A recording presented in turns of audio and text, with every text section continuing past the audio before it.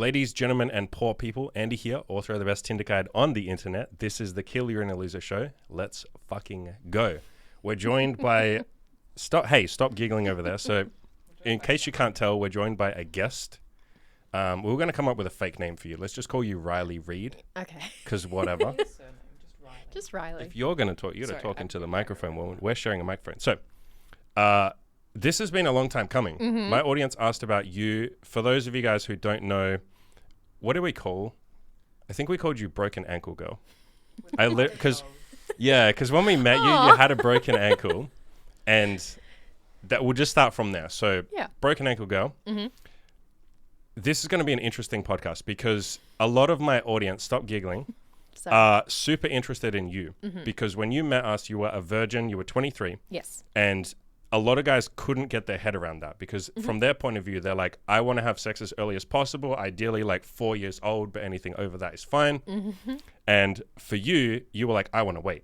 I want to wait until, I feel ready. So a lot of the guys here have like a lot of questions about this. Sure. The first caveat I want to say is you're really attractive.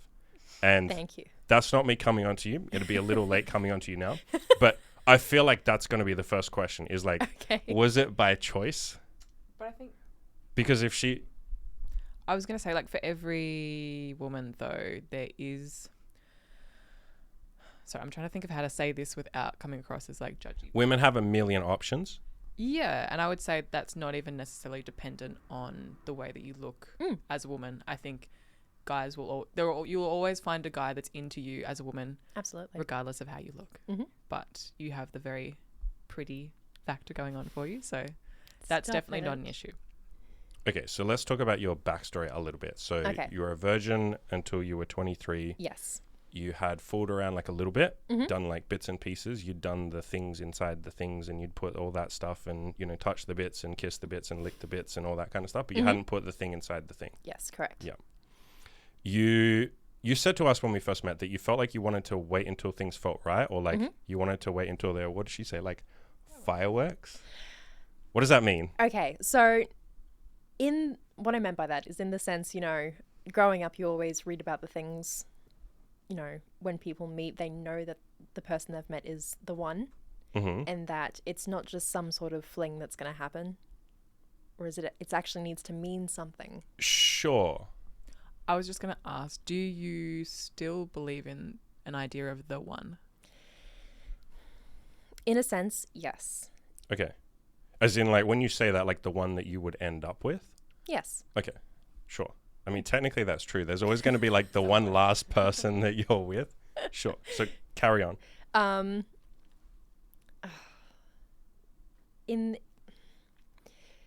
haven't actually thought about this for a long time. I do still believe in it, yes. Mm-hmm. It's... Thankfully, what I've experienced with you guys has taken a lot of the anxiety away from it. Mm-hmm. As in, like, the first time. Because, like, spoiler alert, we had sexual intercourse. Holy shit. We did the thing. You put your thing inside my thing. You put your thing inside my thing. We put each other's things in each other's things. Yeah. So, and I think, like, when we first did that, we'll talk about that in a second. Mm-hmm. I felt like you did have, like, you had built it up a lot. Yeah. I wouldn't say it was... Maybe I would say it was more like a fear. It was just something that I'd held on to for so long that it just felt like if I let it go, it was like a part of me that I was never going to get back, regardless of whether the interaction was good or bad.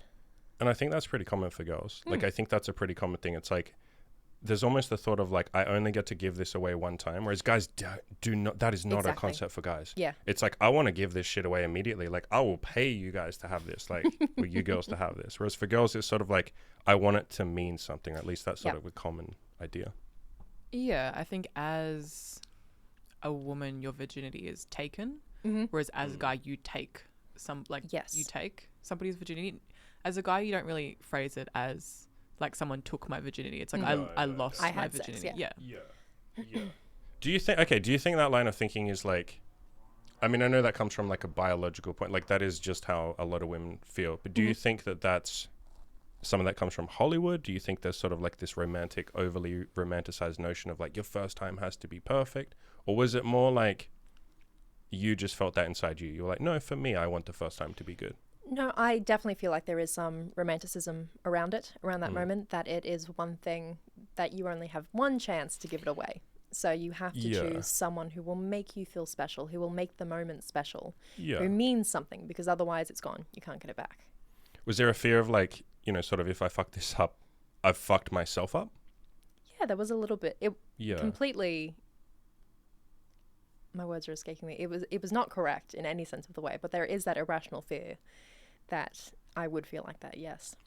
Yeah, and I can see how, like, especially because you waited, it's almost like sunk cost fallacy, right? Like, the longer you wait, the more it's like, you know, you get to like 20 and you're like, like maybe soon. 21, you're like, oh shit, like it has to be perfect. Now, 22, well, fuck, I've waited this long. Exactly. I can't just go and bang some guy from Tinder. So then she bangs 2 people from Tinder. Did we meet on Tinder? Yes, Hinge? we did. We met on yours, right? I think. Yes. Yeah. Yeah, something like that. All right, so, you know, eventually you met us. We'll talk about that in a second because I do have questions on that. Mm-hmm. I guess let's jump into the next question. So, you know, some of the guys on my forums, one of the guys, a guy called Sigma, said, I just basically want to know why she held off for so long until age 23. Was it that she was brought up conservative?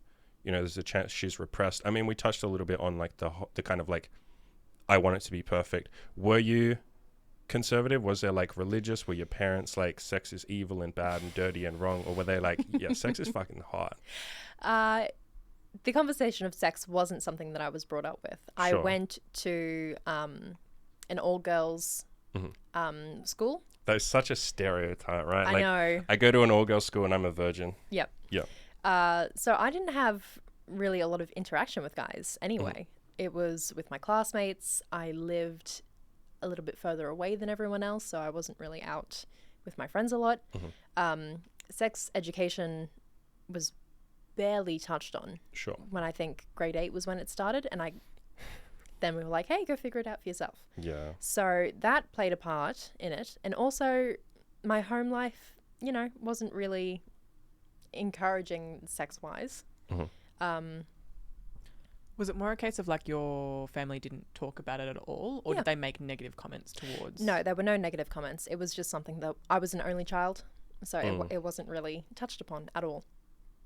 Yeah, like my parents were kind of like that as well. They just like never brought up sex until I was like 16, and then my mother's like, she gives me. We have something we need to talk about.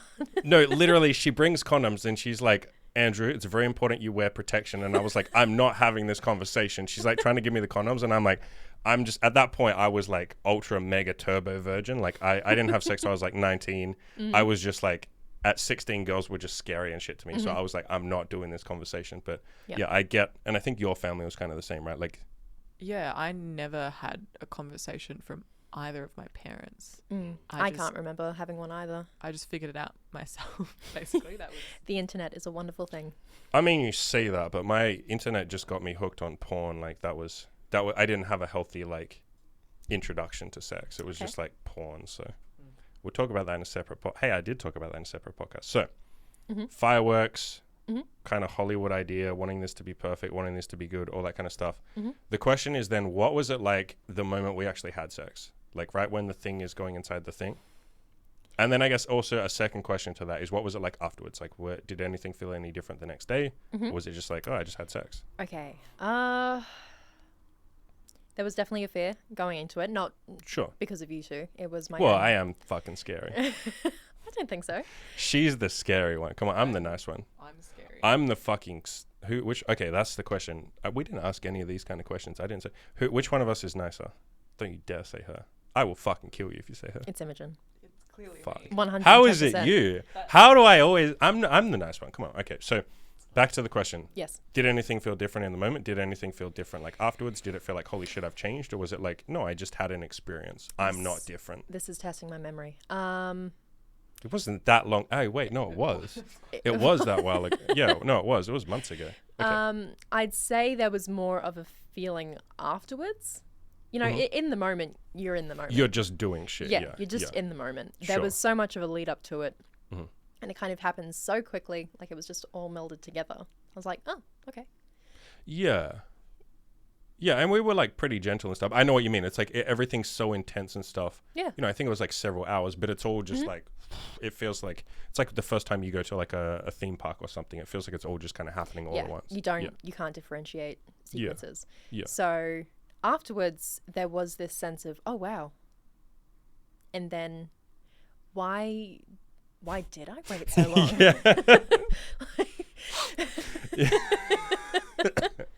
That was the so you've essentially just said the question that like everybody wanted me to ask you, which is like, why did she wait so long? And then like, I sort of thought that would come into your head like the night after. I thought you'd sort of think like, I could have just done that. Yeah, I found I had a very similar sensation when I got my first tattoo. I was just because of like you said, it's almost like the permanence of it. It's like, oh my God, I can't undo this. This is such a big deal. There's like, a little bit of panic. Yeah, it's there forever. And then you get it and it happens and you're like, oh, not so bad. It's kind of. Yeah, it was totally the anticipation and the working up of it. But to answer that question, why did I wait so long? It was, in a sense, it was something that I just wasn't super pressed to do. Yeah. I wasn't. I'm trying to think of the word. I wasn't. It wasn't something that I felt like I had to do immediately. Yeah, I get that. When you say that, is that sort of a sense of like, I've got time, I've got options, like I know I will eventually be able to get a guy? Yeah, partly, but also that it, it just didn't really, I didn't really see the appeal. It could wait. And I think like if you've got a lot of stuff going on, it's not as much of a priority, I think, especially as a woman, because it's not so closely tied to your worth, your femininity. Like having sex is less of a big deal, which is funny though, because I had the reverse. I felt like a great urgency. Like at 17, I was like, I need to get rid of this. Like I can't, which is the complete opposite to you. And I don't actually know where that came from other than me deciding it was so. Yeah. Yeah, it really is like completely different to the male experience. But I get the idea of, or I get the concept of like feeling like it's not a super priority. Like some of I've worked with a couple of coaching clients and stuff in the past that are like, I've got a couple of guys right now who are virgins like in their early 30s and stuff. And when you dig through it, like why they're virgins, you always sort of, it comes up that like they just focused on other things. Yeah. And it's the hardest thing for me to get across to them. But when they get it across, like immediately their dating life is amazing. But I have to sort of get across to them that like there's nothing wrong with you. You just prioritized other things. Yeah. And, same as you. I think you already kind of knew that. It's like, no, I've just been doing other things. Whereas for guys, it's a little more hard to get into their head and say like, there's nothing wrong with you. Yeah. This was a choice you made or a choice you didn't make. Like you didn't go out and talk to girls. You didn't go on Tinder. You weren't even trying. You were focusing on career and stuff. So. Exactly. It also was the sense that I like to make a solid connection with someone. Sure. Yeah. You're definitely that person for sure. Yes. Yeah. So just to go out and have sex with someone, it just didn't work for me. And building a relationship with someone takes time. And at that point in my life where I was 16 plus, I feel like I didn't really meld with a lot of people my age. So I felt like dating could wait. It just wasn't a massive priority, regardless of career or things I was doing. It was just something that I felt like could wait. Do you think did you have the sense of like guys your age, I mean, I guess you could say people your age were not, and I'm trying to phrase this in a non like arrogant way because you're not an arrogant person, but I think you know what I'm trying to say here. It's like the sense that maybe they're not emotionally mature enough for this. Yes. Yeah, I think I even at risk of sounding arrogant. Yes. Like it doesn't sound arrogant. I completely understand. Like, and that's why I'm trying to phrase it charitable. What were you going to say? I think I had a very similar experience in high school where it was just like a big no thank you. Like I wasn't attracted to anybody. Nobody was appealing. And then as soon as I graduated and started like exploring like other people that were out there, all of a sudden the idea was far more appealing because it just felt like there were almost all of these people that I grew up with and they felt it was like weird to breach that. Yeah, it feels almost incestuous. Yes. Interesting. Okay. I wouldn't have thought like that. Yeah. No, it's interesting. No, that makes sense. Yeah. It's almost like you've not friend zoned them, but you kind of have. It's almost like they're brothers and sisters. Exactly. Like I have a few good family friends who have sons and I've grown up with these boys and my parents are like, this guy is a really good guy. And I'm like, I've grown up with this Yeah. kid. Yeah. My parents... Like, he's like a cousin. I had that. There was this girl that I grew up with since I was like 6 or something. And then when I was like a teenager, my parents kept saying like, oh, you know, you guys would be perfect for each other. And I was like, something in your brain goes like, but that's my sister. Yeah. Like, you're just so familiar with this person that it just feels wrong. Yeah, for sure. So that is also probably the other hurdle. The guys that I did know, I'd known for so long, they were more like family. Sure, I get that. What was... So did you make it... Okay, so you obviously made a conscious decision at some point. You were like, I think I'm going to lose this. Otherwise you wouldn't... Or you at least became more open to losing it, right? Like, let's not kid ourselves. It's not like you met us and it was like a fluke chance that it was with... It was obviously like at some point you're like, okay, I think I'm ready to start. It was something that we had planned, yes. Yeah. No, but I'm talking like you. Yes. Yes. So had you sort of started working up and going like, okay, I think I would like to jump over this hurdle? Well, before my 23rd birthday, it's funny to think about now, but for some reason I was thinking, you know, by my age, my grandparents were married and had already had my uncle. And meanwhile, here I am sitting at 22, almost 23, and I've never been in a relationship or had sex. And I was just thinking, like, what am I doing? Like, not that my worth is based on anything of having sex. And my mum was a similar age when she lost her virginity. And I just felt like I'm emotionally mature enough. I'm ready. I made the decision to go out there and start looking. And that's when I met you guys. Do you think her... Huh? Yeah, you got to pull the microphone closer to your woman. Okay. Do you think her being a virgin till 23 like kind of influenced? It's like, well, she did this, it's okay. Not that there's anything wrong with it, but like in your mind you're like, yeah, well, she did it, so there's no sort of rush. I wasn't aware of the age she lost her virginity until I became old enough and started talking about it with my mum. Okay. So not particularly, but after I found out, maybe a little. Sure. Like not so that it was like it was more of a reassurance, like, oh yeah, there's nothing wrong with me. Do you think did you have any other friends? A couple of people asked questions similar to this. Did you have like other friends that hadn't lost it like until that age? Do you know what age most of your friends lost their virginity? Was there a pressure from the ones that had done it before you? Definitely, I'd say the majority of ages of my friends would be 16 to 19. Yeah, it's pretty average. Yeah, there's probably a few stragglers that I haven't spoken to about it. But definitely in grades 11 and 12 was when people were really starting to explore and get partners and all of that stuff. So it was quite the talk at the lunch tables. And it did make me feel quite like, oh, I've never even entertained the idea of being with someone yet. So that was... How did you deal with that? Did you just pretend? Did you just go quiet? It's like, yeah, I totally have experience. 100%. Oh, no shit. Okay, this is like the cliche, like, yeah, I've fucked at least 100 guys this week. Like, I don't... And then they're like, wait, that's too many. Well, whatever the normal amount is, I've done that much. No, I didn't even say that because, you know, you'd be judged by how many partners you'd already have. Of course. So it was more of like I guess, you know, yeah, that's nice. Yeah. That sort of thing. Yeah.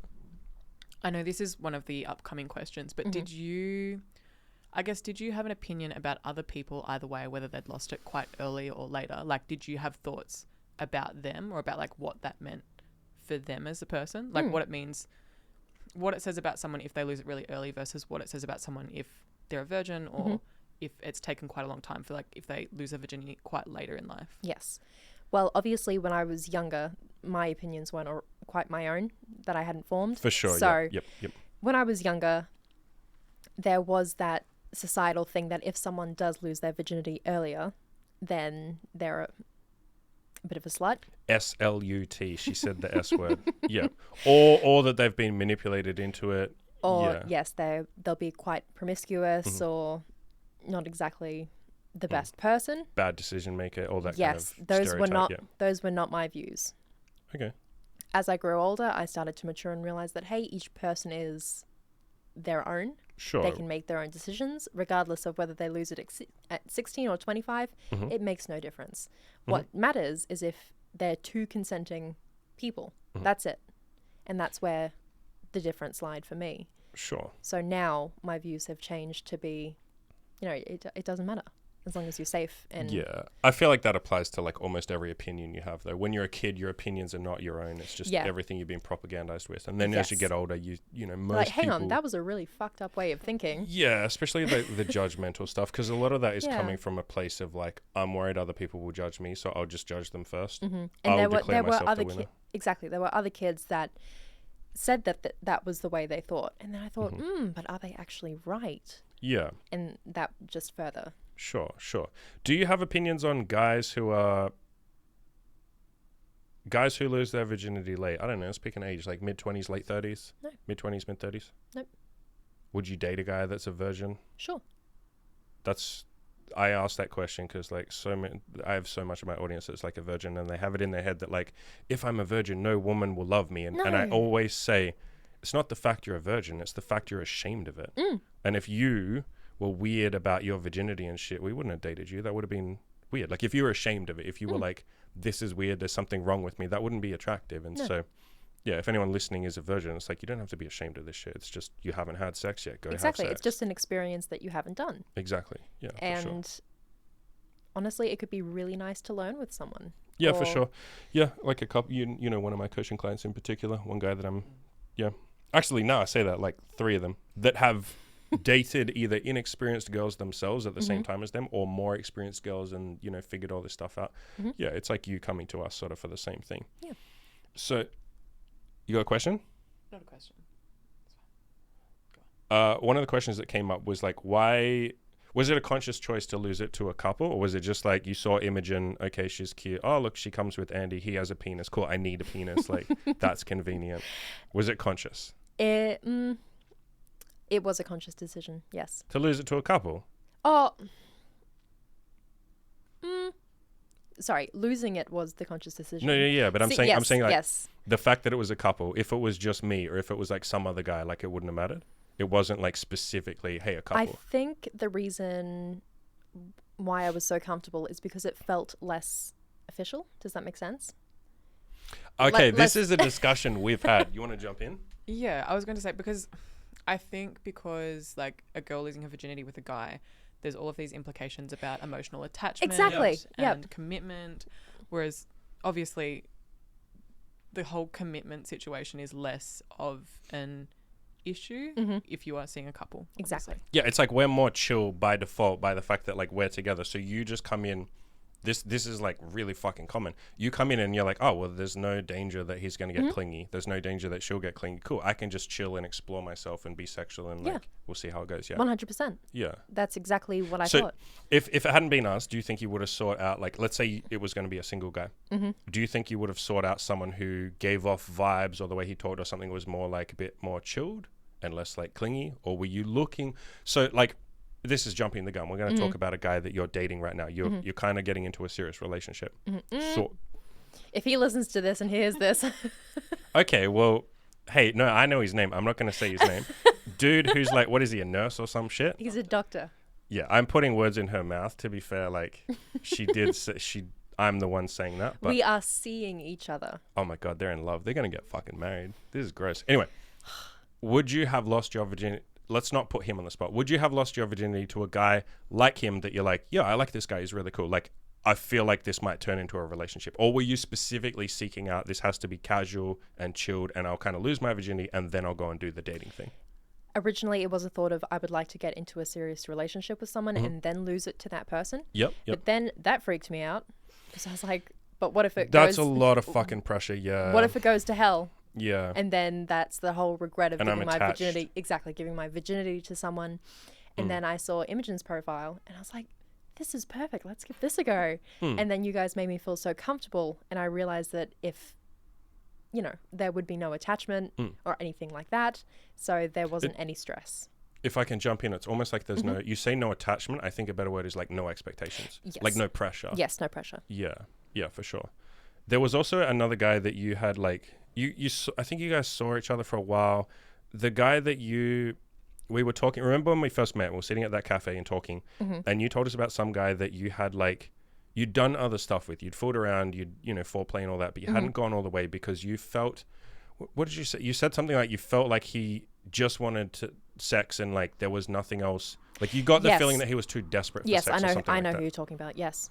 So the question there is like, what stopped you from going all the way with him? Because for full context, basically you'd almost had sex, if I'm saying that correctly. What stopped you? We were definitely going down that line. Yeah. I think, again, this is really testing my memory.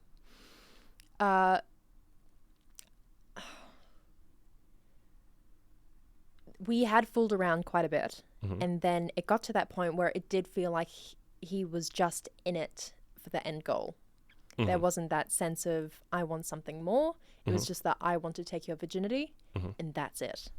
Yeah, do you think he was a little bit fixated on the idea of like, I want to take a girl's virginity? Oh, like yeah. not even I want to have sex. Like I want to take virginity. Like that was the thing that he was seeking. He had actually told me that it was really attractive to him. See, I still feel that way. I find it really fun because it's like it was really fun teaching and stuff like that. So what's the difference between me and him? And I think there's obviously lots of difference, but... Well, okay, let's flesh that out because I think some people listening will be like, I don't understand though. Like Andy and Imogen didn't give her any commitment. Like literally all they wanted was sex. I mean, like, is that not a correct statement? Like what's the difference between us and...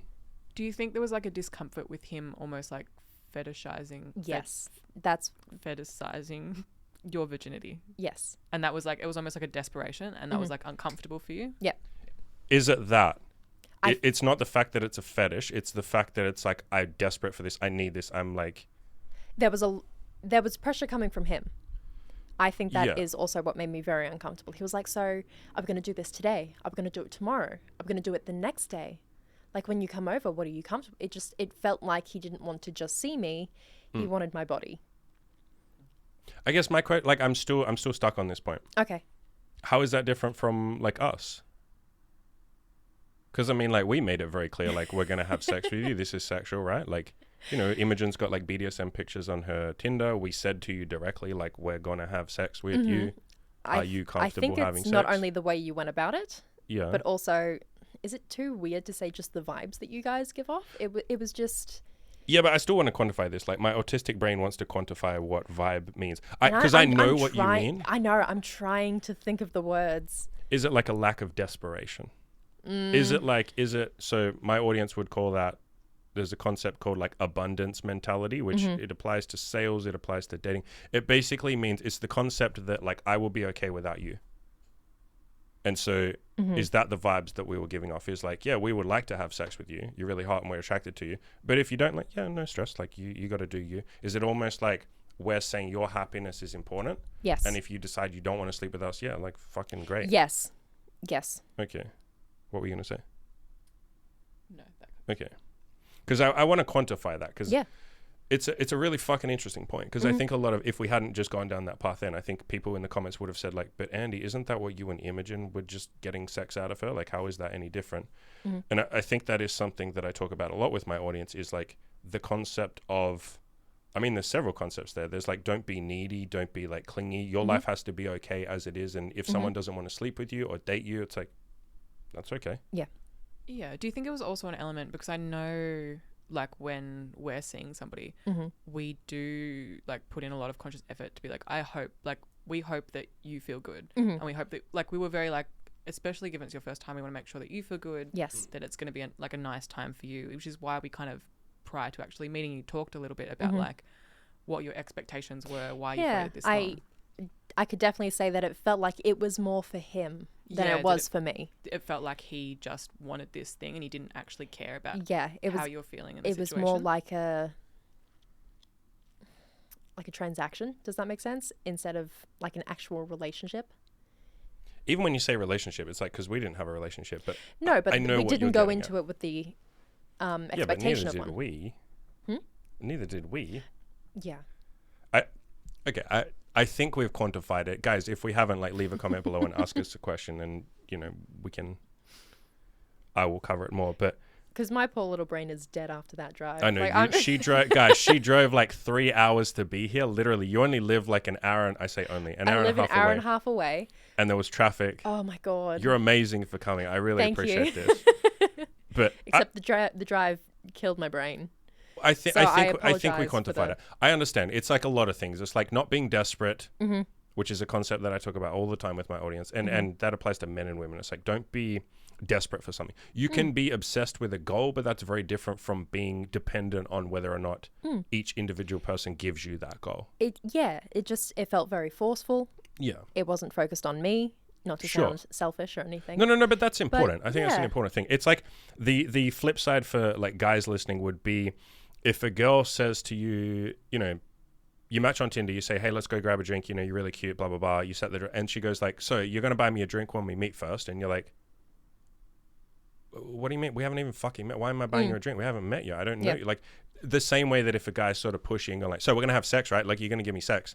Yeah. You better give me sex. It's like, well, I might not. I might if you're a nice guy and we enjoy each other's company and we have things in common. So is it that sort of like lack of, I mean, again, so here's another word that you wouldn't have heard, outcome independence. And it basically means where you're not so focused on the outcome that you're just okay with whatever happens. So like stoicism, or the hippies would call it like just being like loving what is, being okay with what is. And so if one particular girl or guy says like, oh, I'm sorry, I don't want to sleep with you. You're like, that's okay, someone else will. Yeah. So if he had had that mindset, do you think he would have slept with you? If he'd been like, look, I'm really attracted to you. I do want to sleep with you. I will be honest, it is kind of like attractive to me that you're a virgin. But if you don't want to, like, you know, no stress. Yeah. So there's a learning lesson there, guys. That's a fucking learning lesson right there. And I think that is an important point. And as to how you would get to that point where you're not so dependent, I think, I mean, you know, maybe you'd just even agree with this. You have to have your own fucking life going on. Like you can't put all your eggs in one basket. If you're so dependent on like, this girl has to sleep with me or I'll be fucking like depressed. Yeah, that's just not attractive for guys or girls. That's not attractive. It's very unhealthy. That too. Like, oh my God. That too. Next question. Did you specifically search for BDSM for the first time? Because Imogen has BDSM. Was that scary? The fact that we were going into this like...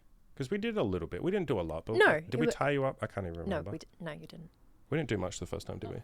No. Yeah. There were some slight elements, but nothing. Yeah, okay. Going into it, no, it wasn't something that I was looking for, but it is something that I... Like, even though I've never had sex, there are certain interests that I have that I know that I like. Yeah. That I've experimented with myself. So it was kind of like an added bonus, if that makes sense. Yeah, no, that makes sense. What did you say to your friends about us? Did you tell your friends? Like afterwards? My close friends, yes. They were nothing but supportive. That's cool. And they're like, hell yeah. Yeah. They're like, you've held on for 23 years and then you lose it to a BDSM couple? Like, what the fuck happened? It is a cool story. I will say it is a fucking cool story, especially because we won't tell them here, but I think we told you both of our virginity stories like proudly. Yes, mine was shit. Imogen's was shit. Like, mine was amazing. You got a cool story. That's a cool story. I'm glad that it was fun. At least you got a cool story. Exactly. What do we say to our friends about her? I can't remember. I said that you were really fucking sweet. Yeah, you're ridiculously sweet. Very sexy too. Oh, thank you. And you had a broken ankle. Actually, that was the point of no. That was, yeah. Because you did. So we didn't even talk about that. The first time we had sex, you had a broken ankle. I did, yeah. It was like logistically difficult. It was like really difficult. We had to go like certain positions and it was like, yeah, when I was on top, I felt like it wasn't concerned. broken, but it was definitely on the more healing. Broken side than healing. Yeah. Yeah. Yeah. The first time we met you, you were literally on fucking crutches. I was on crutches the first time I came here. Yeah. You had to carry me into the bedroom. No, I did. I forgot that. Yeah. All right. So I was like a little slug on the bed. Couldn't move. I thought you said a little slut on the bed. No. I was going to say not the first time. No. So one of my guys, and you're going to love this username, MILF and Cookies. Oof. Instead of milk and cookies. He says, I want to know what you and Imi did that made her comfortable opening up. Did she... Blah, blah, blah, blah, blah. Yeah, essentially, like, how can I learn from this if I'm ever with less experienced girls and I want to make them comfortable, like, having sex? Okay. Maybe just, like, 2 things that he could do. That's actually a really good question. Constantly checking in, number 1. When you say that, you mean, like, how does that feel? Okay? Is that fun? Do you feel comfortable? Would you like me to stop? We're talking specifically, like, once the penis is actually, or, like, during sex. Or even beforehand, like, are you comfortable if I do this? Are you right? Are you all right if I do that? What else? Yeah, especially because you're a virgin. And by the way, like, all sex doesn't have to be like that. But if you're talking specifically about someone who's never had fucking sex yet. Or it's your first time with someone and you're trying to establish boundaries. If they're super fucking shy and or like you were, even because you're if a they're little not, nervous. just establishing boundaries. Nah, if they're not shy, you just fucking shove it straight in. Just get it straight in the hole. Andy. That's what Emmy does. Yeah, second thing. Second thing. I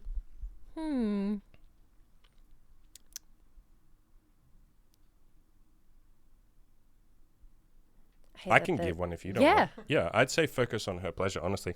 I finished, Emmy and I finished, we wrote a book on like how to have threesomes. Did I just kick your broken ankle? Even though it's healed now. We wrote a book on like how to have threesomes. And the biggest, I spent so much time in that book saying the best thing you can do is like focus on both of their pleasure. Yeah. Like, and I think especially for a virgin or an inexperienced, or even just someone who's nervous, I think that's got to be the biggest tip that I can give is like, and you don't have to be so fucking neurotic about it that you don't enjoy yourself. Because I definitely, I had fun, so did Emmy, but it's more like she's the priority. I feel like that's the best advice. It's like, and a good way of doing that is empathize. Like, imagine as the guy, or I guess a lesbian, for any lesbian girls out there who are like, I want to take a girl's virginity. How amazing it would be for you as the guy. How good it would have been if your first time was like a god tier amazing experience. Like, just think how nice that would be. That's a good thought. You get to give that to someone else, like literally, and that's all. That was like what I had in my head. I was like, because my first time sucked ass, and so did hers, and I was like, because we had candles. Remember, we did everything. We got candles. It was lovely. We tried to make it romantic. After all the shit you said about like, I just wanted my first time to be romantic, and us saying like, oh, that's a pipe dream. Like, you're just going to have sex. Don't worry about it being romantic. That's you just with your head in the clouds. We were like, nah, we got to make it romantic for and shit. But you don't have to do candles and shit like that. Although that's nice. But I think just thinking like, I want to give her the best experience of her life, especially if yours wasn't that good. It's like, I'm going to make up for that. It's what made the difference. And it's honestly just that little bit of thought that can make or break it. Yeah. And you don't have to, we're not saying you have to jump through a million hoops. God, and like, no. Because that's not fun either at some point. You are just being neurotic. Yeah, the point is like that we still had a hell of a lot of fun. And it's like something that we've like talked about with other people. It feels really, really good to be able to give pleasure to somebody else, to like do something and watch the other person enjoy it. Like, that's very erotic and pleasurable for yourself as the person that's giving. Absolutely. And so it makes just for a good time all round. Yeah, it's sexy as hell. It's literally sexy as hell. And like, think of the opposite. Imagine I just like jam it in you. I'm like, there you go. There's my fucking hot dog. Like, I probably would have cried. Yeah, and then how's that? And then how's that fun for me? You know what I mean? So it's like the better experience you can give to the other person, the more you have fun. And I think a lot of guys don't sort of think like that. I hear a lot. Have you ever heard the terms like beta and alpha? Yeah, absolutely. Fucking, I hate those terms. I fucking hate those words. But like, people will say like, oh, it's beta to make a girl feel good. And it's like, why the fuck what the fuck is that? Like, you don't want her to feel good? Isn't that hot as shit when she's feeling good? Like, why would that be beta? But there's this sort of like, or a lot of guys have this concern of like, I don't want to give her an orgasm. I don't want to use toys. I don't want to go down on her. I don't want to make her feel good, because then that's like me losing my masculinity or some shit. And it's like, isn't the most masculine thing you could do fucking her brains out so she wants to come back and has fun? 110%. Like, isn't that hot? But that's an entirely different discussion. So, guy called Jum, I can't pronounce his name. He came on the podcast with me, remember? Yeah. So he asked, what does the path forward look like? Is she trying to date around? Is she trying to get a boyfriend? Yes, we'll talk about that in a second. Or is she trying to become a dominatrix in an underground sex club? So I don't think that. If you do that, you got to tell me, because that'd be cool as shit. Yeah, I'll tell you if that happens. Yep. It has definitely... Do you want to talk about the guy that you're seeing now? Oh, in a bit. But it has definitely opened up some avenues for me, not in the sense of maybe a dominatrix, but I do burlesque now. So You didn't fucking tell us that. That's cool as hell. I did. Did she tell you and you didn't tell me? You bitch. I'm fairly Amy certain tells I me mentioned nothing. it last time. That's cool. That's okay. That's cool. Anyway, I do burlesque. Okay. So would you have done that like before? It did start before I met you guys. Okay. It was in that point where I was starting to get really comfortable and then seeking out. So since losing my virginity, I have become a lot more comfortable with expressing myself in a way that is more out there. Only sexual stuff? Like burlesque is like kind of sexual. Yeah, or is it it's more also like an art. carrying on to like, sure. But you know what I mean? Yeah. Is it also carrying on to just like normal conversations with people? Has it had any like knock-on effects with like how you look at yourself in the mirror? Like, any of that sort of stuff? Funnily enough, I forget about it most days. Yeah. Well, I mean, by this point, we're doing this podcast way too late. And that's my fault, because last time we saw you, I was like, I can't be bothered, I'm tired.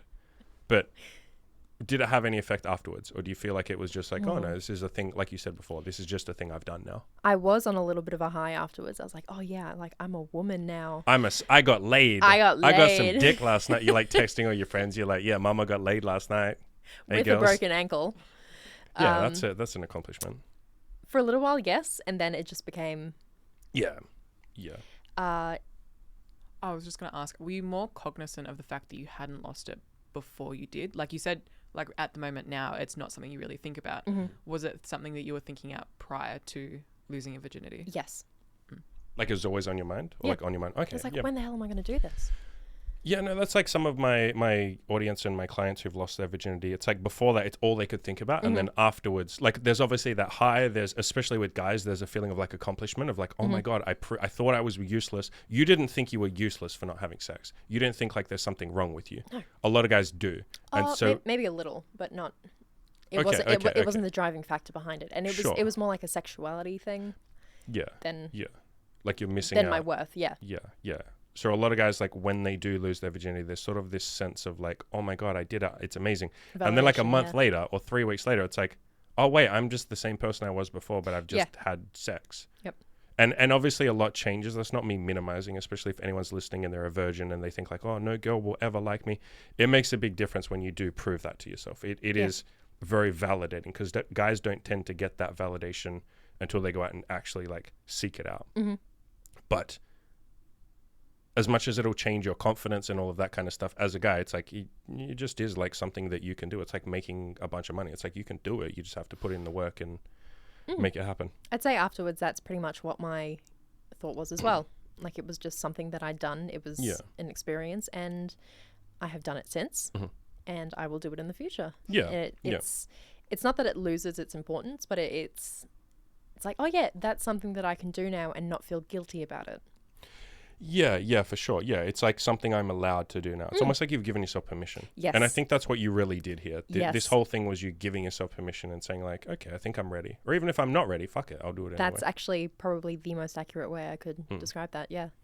And this absolutely applies to like my coaching clients and my audience and stuff. As soon as they decide, I'm allowed to go on date a girl, I'm allowed to have sex, they do. Yeah. It really is a permission thing. That applies to everything, every single goal. Like you with burlesque, it'll be the same thing. It's like, oh, I can do that. I'm allowed to do that now. Yeah, exactly. With Imi, I said we've just started. We haven't gone to a class yet, but we're looking up some classes. Dancing, like salsa dancing. And my whole life I've gone, I'm uncoordinated. I'm not allowed to dance. And then something clicked because she went to a class and I was like, yeah, I could literally go dancing. Like there's no, and as soon as I give myself that permission, it's like, oh, I'm allowed to do this. So that's like every fucking goal. Yep. You want to talk about this guy? You don't have to talk a lot, but essentially you're seeing a guy now. You've been on a few dates. Yes. You kind of like him. He's all right.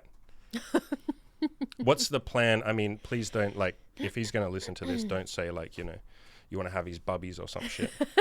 You're literally not that person. And I keep like making those jokes, but is there a plan there? Is it kind of just like, I'm going to see him and see what happens? At the moment, there isn't a plan set in stone. We have talked about the future. Yeah. Are you guys going to date casually if things work out? Is it going to be casual? Is it going to be open? Is it going to be like monogamous? At the moment, since we're not committed to each other, he is happy for me to see other people.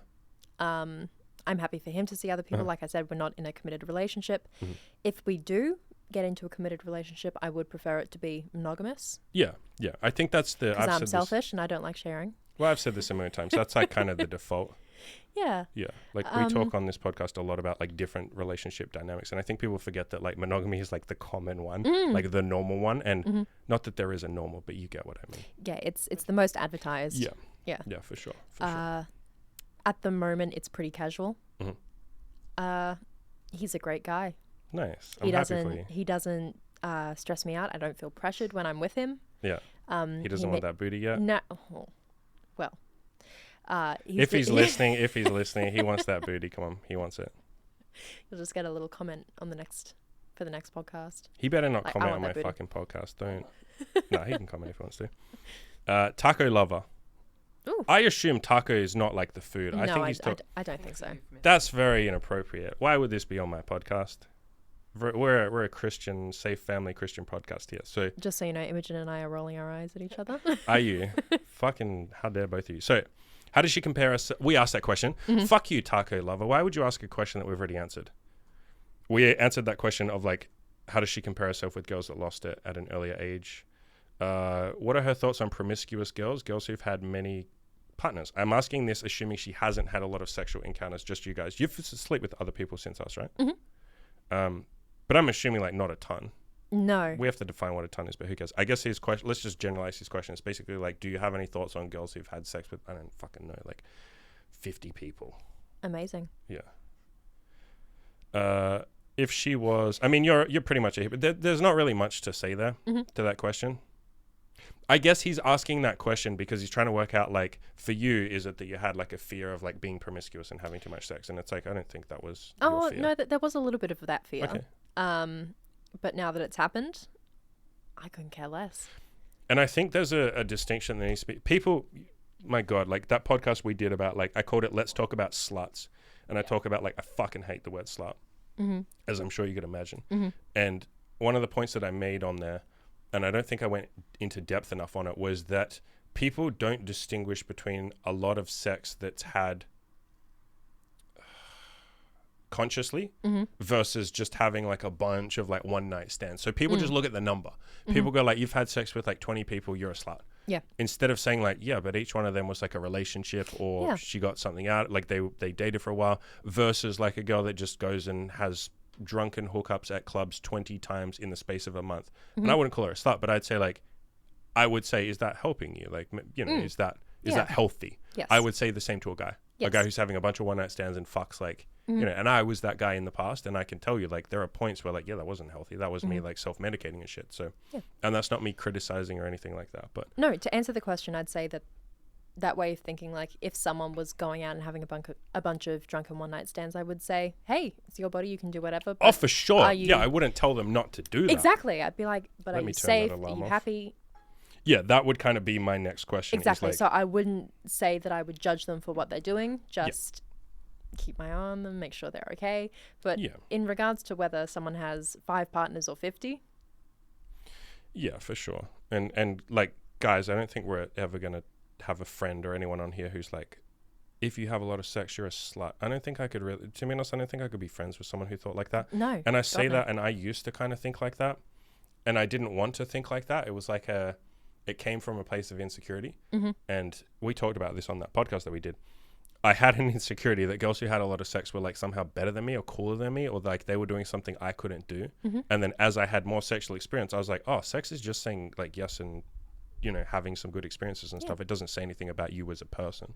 Yeah, and it's something that we've, like Andy and I have spoken about recently, but as like a general rule that applies in like a lot of different contexts, if you're like projecting negativity onto somebody else and passing judgment, quite often it does stem from your own baggage and your own shit and your own insecurities that you have around that same topic. Yep. Yeah. And then I guess we can give the non-judgmental caveat and say, like, if you guys are someone that wants to have sex with a girl who hasn't had a lot of sex, like you want a conservative girl, like fucking have at it. Like none of us have a problem with that either. I think sometimes people who are like sex positive go too far in that direction, and they say, oh, if you want someone who's conservative, you're just insecure. And it's like, fucking, if you want to date a virgin, do that. If you want to both be virgins and get married together, fucking do that. I think everyone in this room agrees, do whatever you want to do, as long as everyone's happy. Yep. A guy called 1v1 Me Kid says, should I read that? Should we call her that? If she was, for lack of a better term, a female incel, do you know?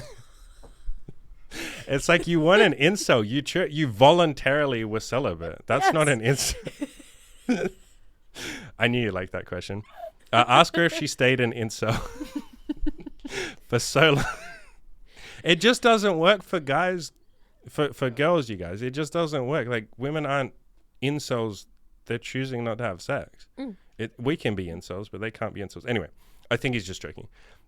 If she stayed a virgin for so long because of insecurities, as in, if she thought the guys would ditch her because when they found out how experienced she was, it was sort of like a mindset, or did you fall into the mindset of like, guys aren't going to like me because I'm inexperienced.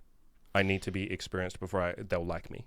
I wouldn't say that it was a massive fear, but it was a thought that I had. Did you meet anyone like that? That was like, no, sorry, being a virgin is just like too much pressure for me? No.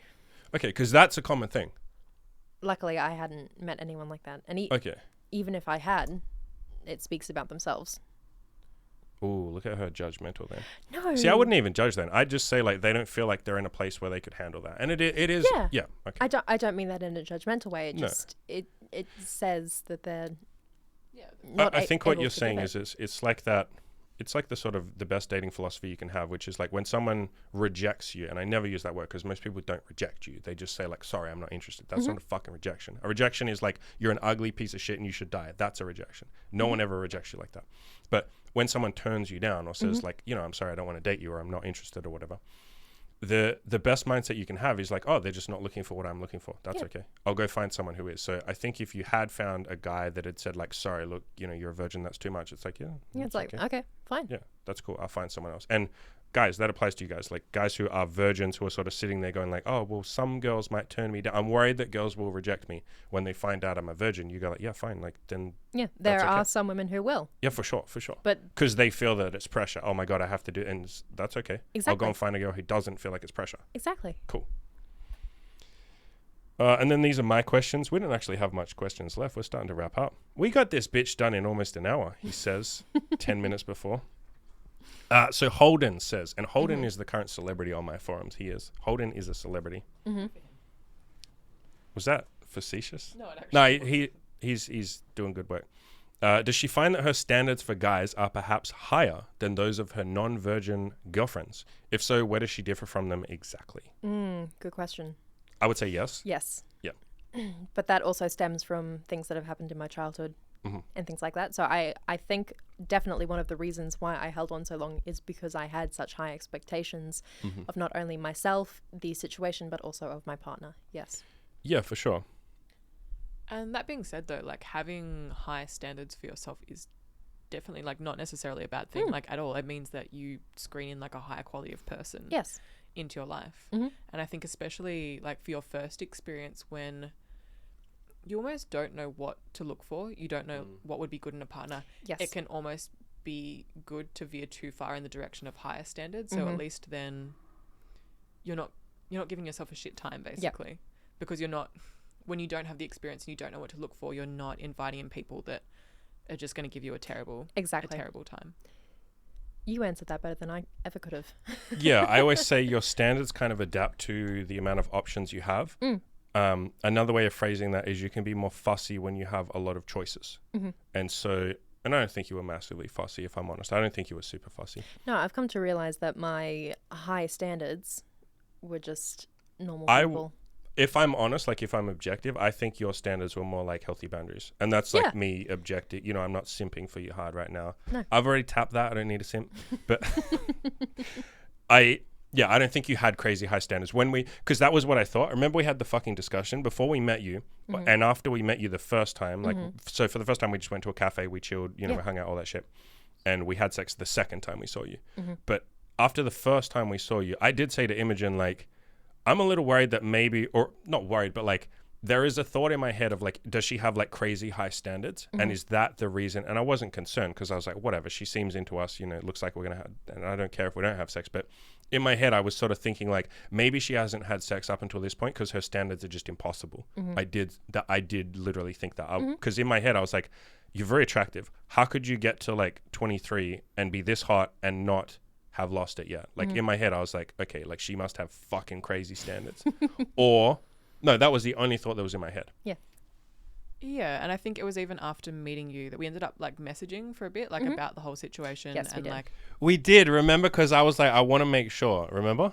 Yeah, so we ended up like, and we just can probably like go like tie back to the question about like what made you more comfortable, is that we wanted to, it was kind of like you said, like we wanted to make sure you could have a good time. And so we talked a little bit more about like what your expectations were, what you're looking for, why it's been a little while.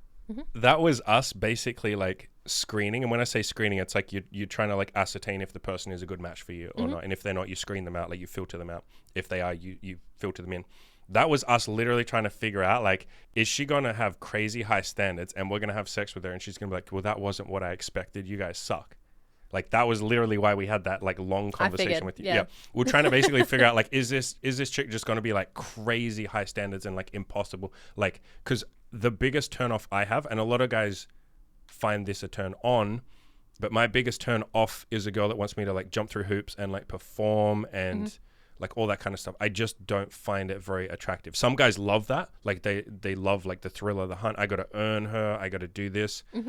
That's just a big turn off for me. And so, you know, you can have your own standards, whatever you want. But for us, that was why we asked you all those questions. Because I was like, are we going to get into the bedroom and she's going to be like, right, you must lick my pussy at this angle for 43 seconds. God, and then no. you must do this. And then you must, no, you're going too rough. You need to be more gentle. Like, is that just going to be annoying as hell, like in the bedroom? No, I think that's another thing that I've come to learn about myself is that I don't care if I orgasm. You don't care if it's good. It's the connection that I have with the people that I'm experiencing it with. That sounds really gay. I think it's not. I'm teasing. You did orgasm though. I did, It's very yes. easy to make orgasm, yeah. You just have to cheat and use a toy. You just have to cheat and use the toy. I say that all the time. Just use the big fucking vibrator. And then I get full credit. We get full credit when we make you orgasm because you're like, oh my God, you guys made me orgasm. It's like, no, we didn't. We just held this stupid toy there. But we're glad you had fun. All right, so some of my questions. What's it been like seeing a couple? Like, what's different to one person? Other than the obvious. Yeah, it just feels a lot more casual. There isn't that pressure or the expectation. She friend zoned us. Yeah. She casual zoned us. Yeah. No, what did I call it? The fuck bin. So you know how you got the What? friend zone? Yes. You got the fuck bin. It's like where someone puts you in the fuck bin and they see you only as a fuck. You got fuck. I we hope got you fuck guys binned. both know that that is not true. We got fuck binned. We're in the fuck No. bin. It's not a bad thing. I wrote a whole article about that. Remember, it was like one of the first articles I ever wrote. And me and my friend, we thought we were so clever for coming up with the word fuck bin. This was like 5 years ago or something. Still hasn't caught on. Yeah, I know, but it's such a. I like it. What's it like having sex with a woman versus a man? What's different? And you can answer too. Because I've only ever had sex with a woman, and I want to know what it's like having sex with a man. No, I don't. For me, it's the same answer. It feels more casual. Wait, Okay. with a woman? Yes. She friend zoned you. She fuck binned you. Since I'm when the does, serious since one. when does the word casual mean friend zone? Fuck yeah, boys. I'm the fucking man here. Okay, is there... You want to give an answer first before I ask the next question? I was actually going to agree with that because, like, I guess, like, the way that my sexuality skews, I don't think I would ever see myself in a relationship with a woman. Yes. Unless she was a highly masculine woman, in which case she's, like, falling into masculine traits. Whereas I do with a guy. So it does feel more... With a girl, it does feel like fooling around. It does. Like, you're exploring and playing, Yep. but it's not like we're going to date. And that's just for us because that's the way our sexuality goes. We're more attracted to men in the long term, whereas women are more like a fun thing. Yeah.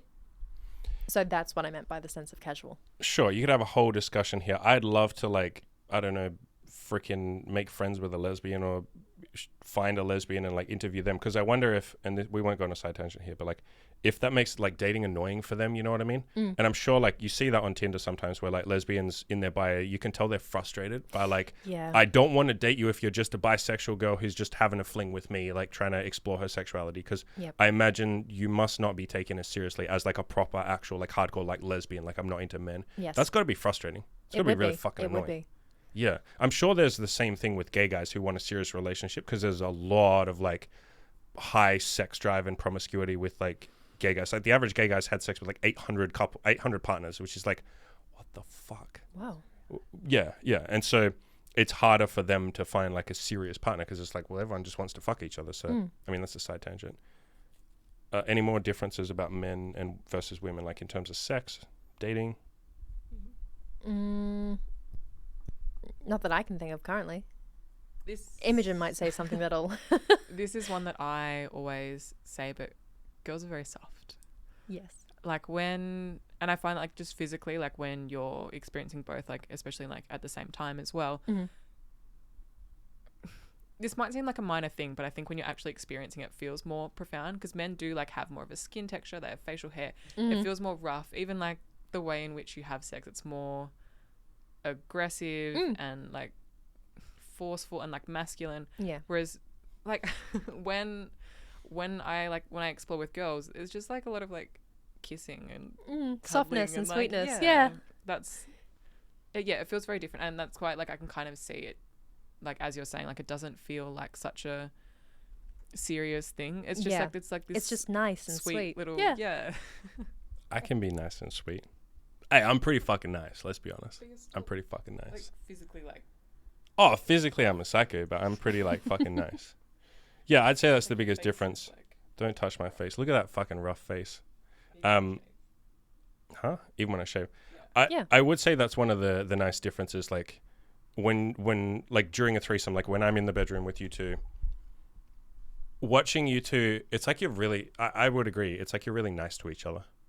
I know that doesn't sound sexually appealing, but it's sexually appealing when you actually watch it. It's a nice contrast, yeah. Yeah. It's, you get to, as the man, be like the aggressive one, the sexual one, the rough one. Mm-hmm. And I'm not like rough the entire time, but I'm sure I'm rough for like most of it or a lot of it. But then like you two are both just being really fucking nice to each other. And it's almost like you're healing the wounds that I've caused.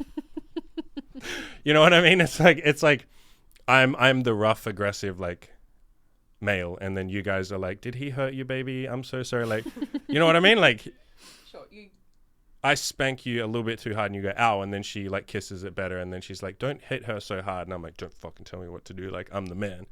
It's nice seeing you guys like be nice to each other. Lick each other's wounds before you lick each other's like. Ugh. Don't at me like 1 hour into the podcast. You already know. How many times have we met by now? You know what I'm like, so don't at me. Of course I do.